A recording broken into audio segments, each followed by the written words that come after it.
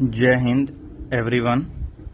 तो जैसा कि हम लोग अभी क्लास 10th का भूगोल पढ़ने जा रहे हैं और इसमें हम लोग देखेंगे अध्याय 1 यानी इकाई 1 में यानी पहला चैप्टर ये हमारे क्लास 10th के ज्योग्राफी का है जिसका नाम है भारत संसाधन एवं उपयोग। और हम इसमें पहले 2 लेक्चर कंप्लीट कर चुके हैं और ये लेक्चर जो होगा ये हमारा तीसरा लेक्चर होगा। तो जहां से हम लोग छोड़े थे और वहां से हम लोग आगे बढ़ रहे हैं और हम लोग देखेंगे अब संसाधन का वर्गीकरण। क्या देखेंगे? संसाधन का वर्गीकरण। तो अब हमारा यहां से जो नया टॉपिक होगा वो होगा उत्पत्ति के आधार पर संसाधन का वर्गीकरण, यानी उत्पत्ति के आधार पर संसाधन को कितने भागों में बांटा गया है। तो ये पिछले वीडियो में मैं क्लियर कर चुका हूं कि उत्पत्ति के आधार पर संसाधन को 2 भागों में बांटा गया है, जिसमें पहला क्या है? जैव संसाधन। पहला क्या है साथियों? तो जैव संसाधन है। जैव संसाधन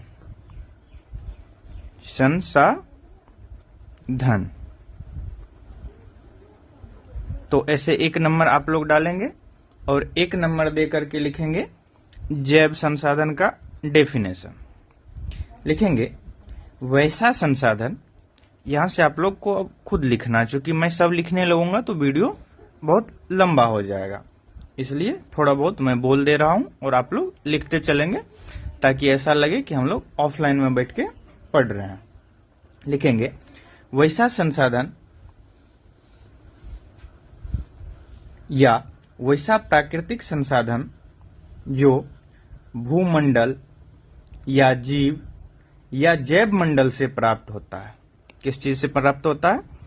वो या तो भूमंडल से प्राप्त होता है, भूमंडल यानी भूमि से, या जीव से प्राप्त होता है। किससे प्राप्त होता है? जीव। जीव में कुछ भी हो सकता है, इंसान हो सकता है, जानवर हो सकते हैं, कुछ भी हो सकता है, या फिर जैव मंडल हो सकता है। कौन सा मंडल?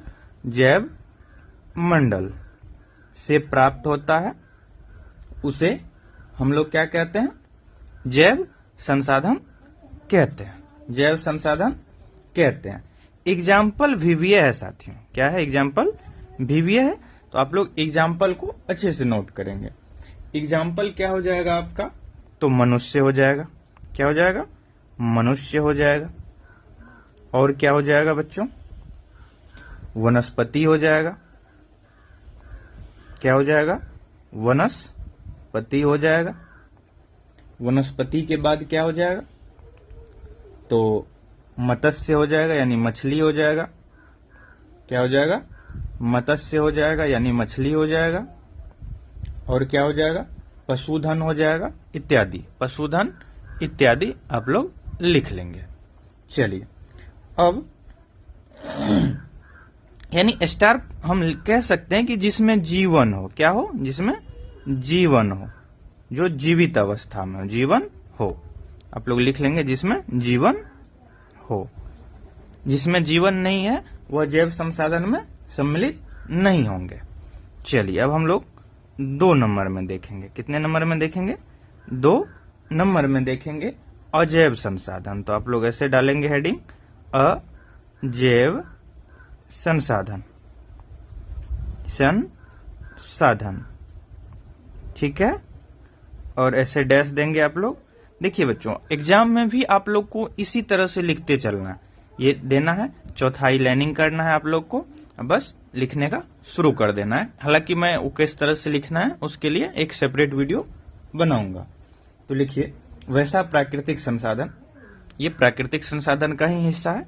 तो लिखिए यहां से वैसा प्राकृतिक संसाधन जो निर्जीव हो। जो क्या हो? निर्जीव हो, जिसमें जीवन नहीं होता है। निर्जीव हो उसे क्या कहेंगे? आप लोग तो समझदार हैं। निर्जीव हो उसे अजैव संसाधन कहते हैं। तो इसका भी एग्जाम्पल हम लोग लिखेंगे। जैव में क्या होना चाहिए? जीवित होना चाहिए। जैव में जीवित होना चाहिए। और अजैव में जिसमें प्राण नहीं हो, जैसे चट्टान, जैसे चट्टान, क्योंकि चट्टान में जीवित वस्तु प्राप्त नहीं होती है। उसके बाद क्या हो जाएगा? तो धातु हो जाएगा। क्या लिख लेंगे आप लोग? धातु लिख लेंगे। उसके बाद खनिज लिख लेंगे। धातु एवं खनिज लिख लेंगे। यहां आप लोग एवं लगा लेंगे, बस इत्यादि कर देंगे। क्या कर देंगे? इत्यादि कर देंगे। तो ये अजैव संसाधन हो जाएगा। क्या हो जाएगा साथियों? अजैव संसाधन हो जाएगा। चलिए अब हम लोग आगे बढ़ते हैं। उत्पत्ति के आधार पर हम लोग वर्गीकरण देख लिए। उत्पत्ति के आधार पर वर्गीकरण देख लिए। अपवाद में चाहे तो आप लोग लिख सकते हैं, पॉइंट बना के लिख देंगे। अपवाद में मिट्टी, पानी, मिट्टी, पानी। अगर इसमें आप एग्जाम्पल और बढ़ाना चाहे तो इसमें आप नदी लिख सकते हैं। क्या लिख सकते हैं? नदी लिख सकते हैं। उसके बाद क्या लिख सकते हैं? झील लिख सकते हैं। क्या लिख सकते हैं? झील लिख सकते हैं। महासागर लिख सकते हैं। लोहा लिख सकते हैं। महासागर लिख सकते हैं। लोहा लिख सकते हैं। तांबा लिख सकते हैं। सोना लिख सकते हैं। कोयला लिख सकते हैं। इतना आप लोग लिख लेंगे। चलिए अब हम लोग संसाधन का अगला प्रकार देखते हैं। तो अब हम लोग उपयोगिता के आधार पर संसाधन के प्रकार देखेंगे। तो इसके आधार पर उपयोगिता के आधार पर, तो उपयोगिता के आधार पर कितने हो जाते हैं? तो 2 हो जाता है। क्या सब? पहला हो जाता है नवीकरणीय। पहला क्या हो जाता है? नवीकरणीय। आई होप कि आप लोग नोट डाउन कर रहे होंगे। नवीकरणीय संसाधन। राइटिंग भी शायद क्लियर होगा, आप लोग को अच्छे से समझ में आ रहा होगा। पहला हो गया नवीकरणीय। और दूसरा क्या हो जाएगा? दूसरा क्या हो जाएगा? अनवीकरणीय। अनवीकरणीय संसाधन। आप लोग संसाधन लगा लेंगे। यहाँ थोड़ा जगह कम है, सिर्फ हम इतना लिख दे रहे हैं। और नवीकरणीय पहले आप लोग लिखेंगे। नवीकरणीय संसाधन में यहां से इसके आगे से वैसा प्राकृतिक संसाधन, वैसा प्राकृतिक संसाधन जिसे भौतिक कौमा रासायनिक, भौतिक कौमा रासायनिक या यांत्रिकी, या यांत्रिकी ऐसे लिखेंगे। यांत्रिकी, यांत्रिकी, भौतिक, रासायनिक या यांत्रिकी किसी भी विधि द्वारा, किसी भी विधि के द्वारा, किसी भी विधि के द्वारा पुनः पुनः किसी भी विधि के द्वारा पुनः प्राप्त किया जा सके, प्राप्त किया जा सके, उसे नवीकरणीय संसाधन कहते हैं। नवीकरणीय संसाधन कहते हैं। देखिए, जब हम कोई भी विधि अपना ले, क्या करना है? विधि अपनाना है, और उस वस्तु को हम पुनः उपयोग में ला सके। जैसे कोई वस्तु खत्म हो गया और पुनः हम उसे उपयोग में ला सके। जैसे जल, जल खत्म हो गया तो फिर हम कहीं ना कहीं से उसकी उत्पत्ति कर लेते हैं। उसके बाद पवन ऊर्जा हो गया, सौर ऊर्जा हो गया। रात को सौर ऊर्जा भले ही समाप्त हो जाती है, पर दिन होते ही पुनः हमें सौर ऊर्जा देखने को मिलता है। उसके बाद जैसे वन्य जीव हो गया। क्या हो गया? वन्य जीव हो गया, या कह सकते हैं वन्य हो गया। अगर वो समाप्त हो जाए तो हम वन की उत्पत्ति कर सकते हैं। तो इसमें लिख लेंगे आप लोग एग्जाम्पल में। एग्जाम्पल में लिखेंगे सौर ऊर्जा, सौर ऊर्जा, पवन ऊर्जा।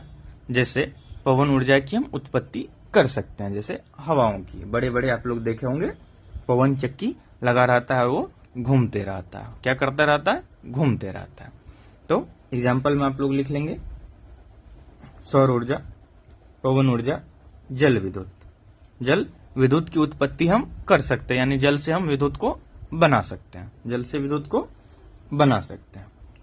एवं या कॉमा देके लिखेंगे वन्य एवं वन्य प्राणी, वन्य एवं वन्य प्राणी। स्टार पॉइंट में लिखेंगे या पॉइंट बना देंगे फिर से।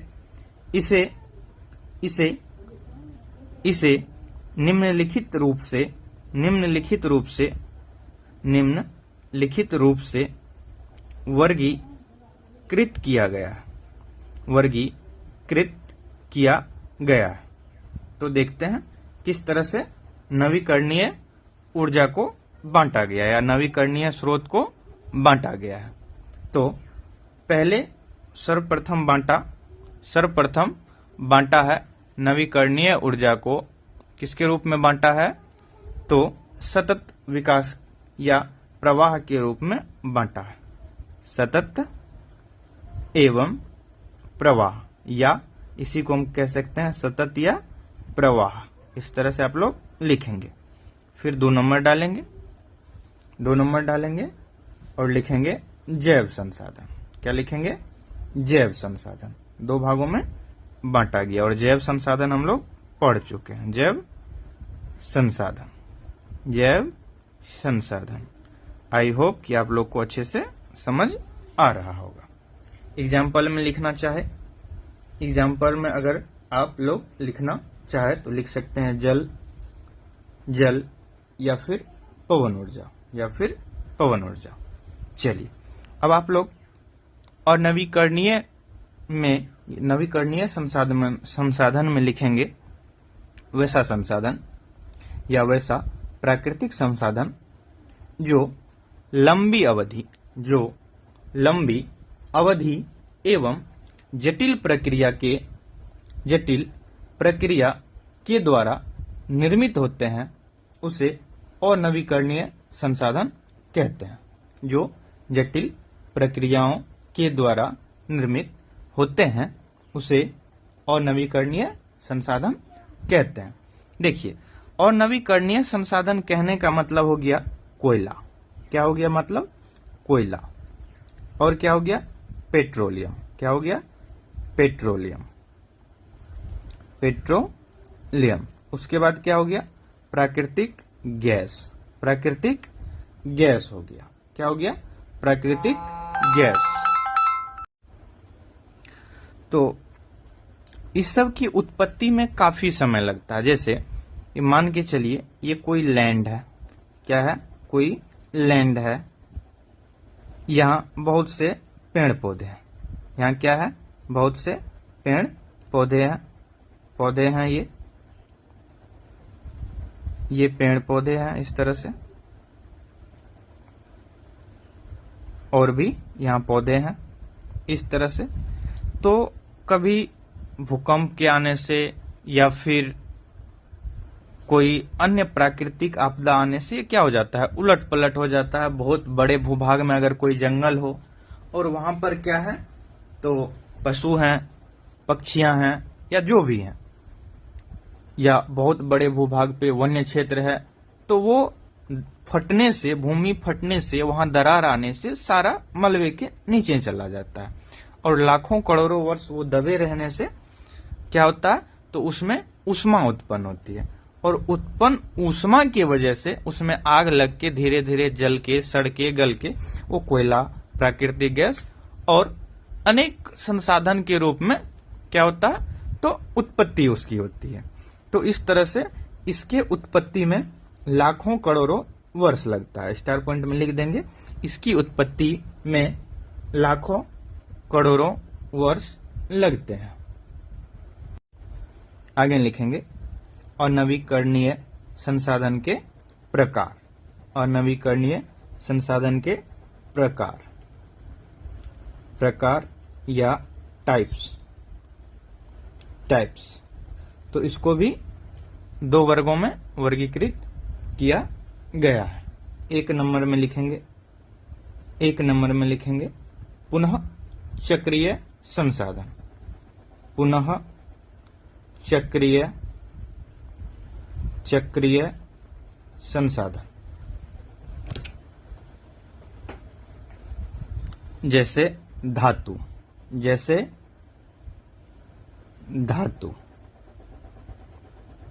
क्या लिखेंगे एग्जाम्पल में? धातु। चलिए फिर अब हम आगे बढ़ते हैं। अगला लिख लेंगे अचक्रीय। क्या लिखेंगे 2 नंबर में? अचक्रीय।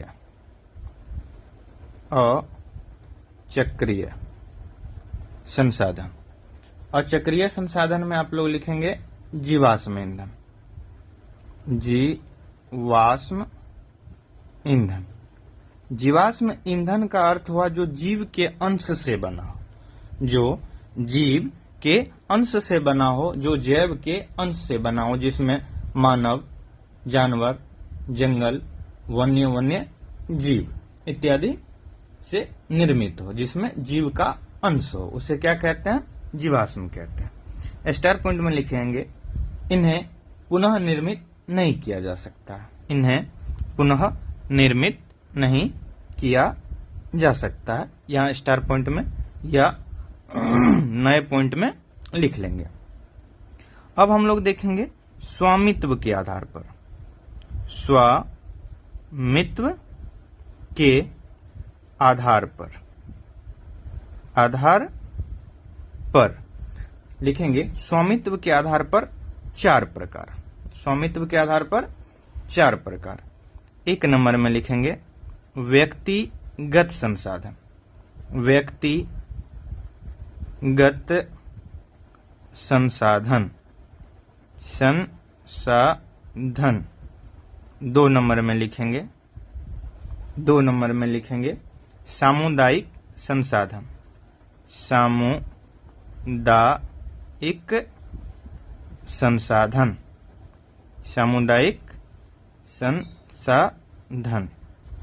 3 नंबर में लिखेंगे बच्चों राष्ट्रीय संसाधन।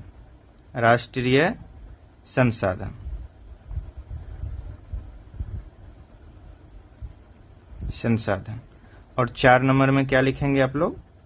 4 नंबर में लिखेंगे अंतर्राष्ट्रीय संसाधन। शायद ये मैं आप लोगों को करवा चुका हूं। अब आप लोग 1 नंबर डालेंगे और लिखेंगे व्यक्तिगत संसाधन।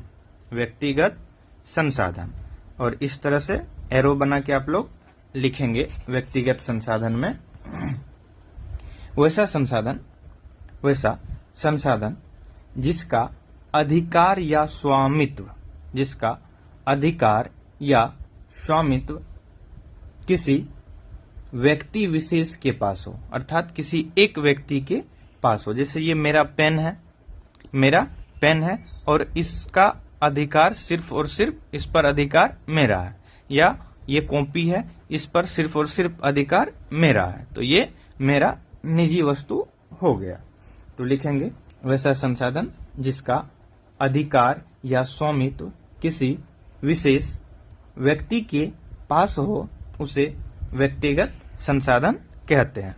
ये पॉइंट जितना भी है सभी VVA है, एक बार जरूर इसे आप लोग पढ़ लेंगे, फिर जो भी VVI क्वेश्चन होगा उसे तुम्हें करवाऊंगा ही। लिखेंगे जैसे एग्जाम्पल